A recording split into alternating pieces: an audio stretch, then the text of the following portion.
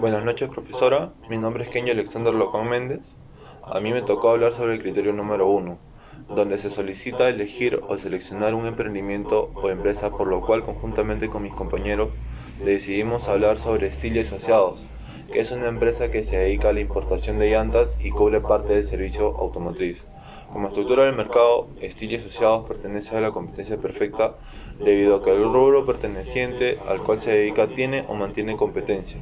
Como definición, se encuentra en la estructura del mercado como competencia perfecta, ya que es una empresa que carece de poder para manipular el precio y pertenece a un mercado que intercambian productos idénticos.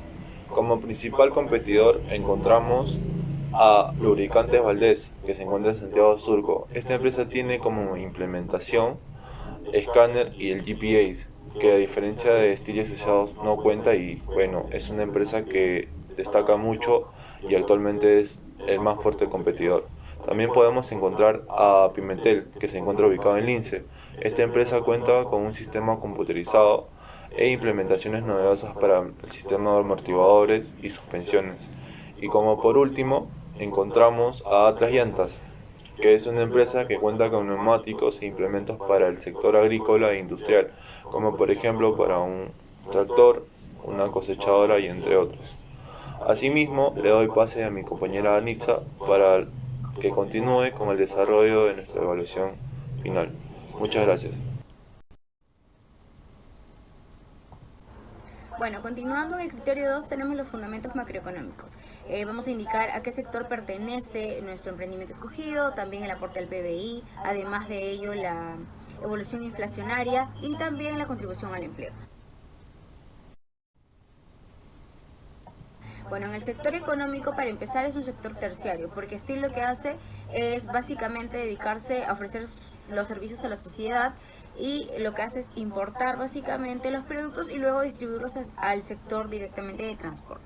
El aporte al PBI es directamente por lo que declara Steel y de manera, se podría decir, a través del sector transporte, ¿no? A través de ese sector estas ganancias son declaradas y es por ahí por donde realiza el aporte a nuestro PBI. Siguiendo también tenemos lo que es la contribución inflacionaria, que ahí sí Steel básicamente lo que ha hecho es tener una inflación moderada, básicamente. Simplemente que en el periodo de pandemia sí tuvo el tema de una inflación alta por el tema de la subida del dólar y la subida del caucho también, que son sus principales productos que necesita para poder distribuir y tener sus ganancias. Y el aporte al empleo, pues en este caso Stills, en pandemia, lo que pasó fue de que hubo bastantes despidos, hubo reducción también de sueldos, reducción de personal, etcétera, renuncias también. Entonces, después pasada esa época, obviamente contribuye muy bien al empleo, porque lo que hace es básicamente tener un área bastante grande de reclutación de personal para ventas, para personas que ya tienen experiencia aquí, etcétera. Y bueno, es muy bueno en realidad el aporte que hace Steve. Pues muchas gracias, le doy pase a mi compañero Jay Ábalos. Buenos días, mi nombre es Jay Manuel Ábalos Sotil. El criterio asignado es el número 3, ingresos y gastos del gobierno. Tengo que indicar el tipo de contribución al Estado que genera el emprendimiento escogido, además de decir una opinión al respecto a la informalidad en el sector y describir la propuesta del grupo respecto al supuesto de asistir como agentes participativos en un proceso de presupuesto participativo. El tipo de contribución. Steel Asociado genera como contribución al Estado peruano el pago del impuesto a la renta como tercera categoría y el impuesto general a las ventas como IGB, como prestación de servicios o la venta de productos en el mercado automotriz. ¿Cuál es nuestra opinión respecto a la informalidad? La cantidad de talleres mecánicos no se dan abasto para cubrir el parque automotor de Lima, que ha crecido en los últimos años. A esto se suma la proliferación de talleres informales que brindan servicios con equipamientos obsoletos, descontinuados o repuestos de dudosa procedencia y o calidad, no apta para el crecimiento y el desarrollo justamente del sector. La formalidad trae beneficios, solo así justamente se podrá adquirir equipos y herramientas adecuadas para la cantidad de autos que hay en Lima. Al final, si esto no se da un buen servicio, no emplean las herramientas adecuadas o emplean malos repuestos, el cliente optará por ir a un taller especializado. Por último, describir la propuesta del grupo bajo el presupuesto de asistir como agentes participativos. Como grupo, en el supuesto, queremos plantear la culminación de las rampas de acceso vehicular al ingreso de nuestros talleres, así como una adecuada señalización y pintado en las zonas de parqueo cercanas a los mismos, ya que debido a estas observaciones, nuestros potenciales clientes optan por recurrir a los talleres de zonas cercanas donde sus medios de acceso están debidamente culminados y sus señalizaciones están en orden, evitándoles justamente a ellos mayores malestares como posibles multas de tránsito. Bien, eso es todo. Le doy pase a mi compañero Luisito. Buenas noches con todos, mi nombre es Luis Señor Rivaldo Ponce XP y yo voy a hacer con el punto número 4, el sistema monetario. Bueno, en todos los países hay una autoridad monetaria denominada Banco Central que controla la cantidad de dinero en circulación o la oferta de dinero. Entonces la política monetaria se refiere a las acciones que toma el BCR para regular la oferta de dinero con el fin de mantener la estabilidad económica. Cuando el BCR aumenta la cantidad de dinero, estamos hablando de una política monetaria expansiva. Y cuando el BCR reduce la cantidad de dinero, estamos hablando de una política monetaria restrictiva. Y esto lo logra a través de sus instrumentos monetarios, como el encaje legal bancario, del que voy a hablar en unos momentos, el cual es el porcentaje de dinero que un banco comercial debe mantener como reserva líquida sin ser utilizado para inversiones ni préstamos. Entonces, el BCR reduce la tasa del encaje legal para aumentar la demanda de dinero, haciendo que los bancos puedan prestar e invertir más dinero. Y si el objetivo es reducir la demanda de dinero, simplemente aumentan la tasa del encaje legal para restringir la cantidad de dinero que los bancos pueden utilizar.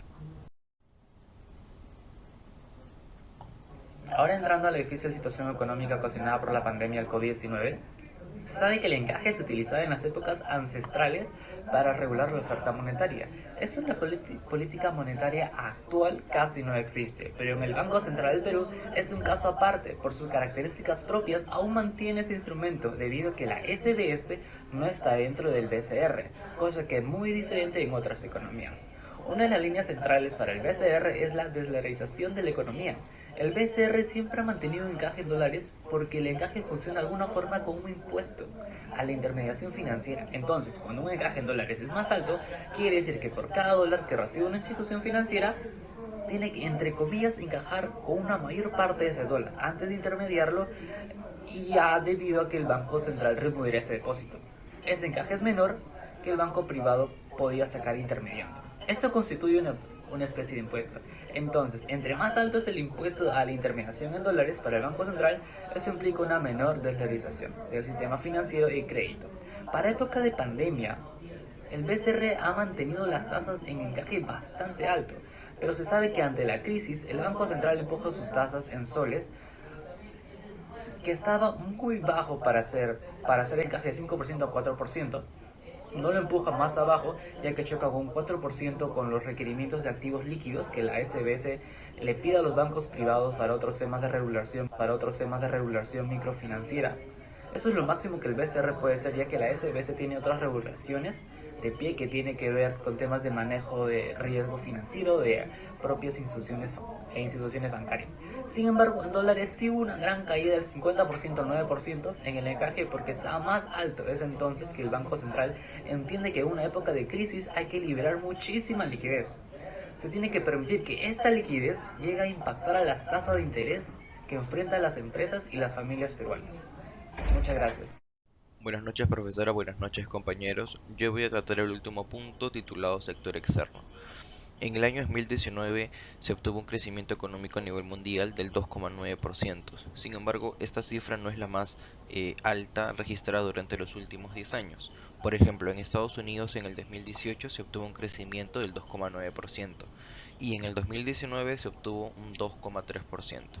En el caso de las economías emergentes destaca la economía china, que tuvo un crecimiento económico del 6,1%, y en el caso de Europa tomamos como referencia Alemania, donde su crecimiento fue del 0,6%. Bien, continuando con el año 2020, 2020 obtuvimos que 1.500 millones de estudiantes no asistieron a la escuela por el inicio de la pandemia. Esto se dio en el mes de marzo. Económicamente esto representa una pérdida de 10 millones de dólares en ingresos. Eso equivalente al 10% del PBI mundial. En nuestro país, al inicio de la pandemia se perdieron 2,5 millones de empleos solamente en Lima Metropolitana y Callao. Esto es un ejemplo del impacto negativo que ha tenido el COVID-19 en nuestro país. Otro ejemplo tenemos la caída del PBI del menos 11,1% en el año 2020. Esto representó económicamente la pérdida de 130.000 millones de soles. Por último, en el año 2021 nuestra economía cerraría con una expansión del 12,8% respecto al 2020 y del 0,3% en comparación con el 2019. El Banco Central de Reserva del Perú mantuvo por 16 meses la tasa de referencia en 0,25%, manteniéndola en niveles por debajo de la inflación. A la par se incrementó la inversión pública en los tres niveles del gobierno, esto con la finalidad de acelerar la recuperación de nuestra economía. Eso sería todo por mi parte. Muchas gracias por la atención prestada. Chao.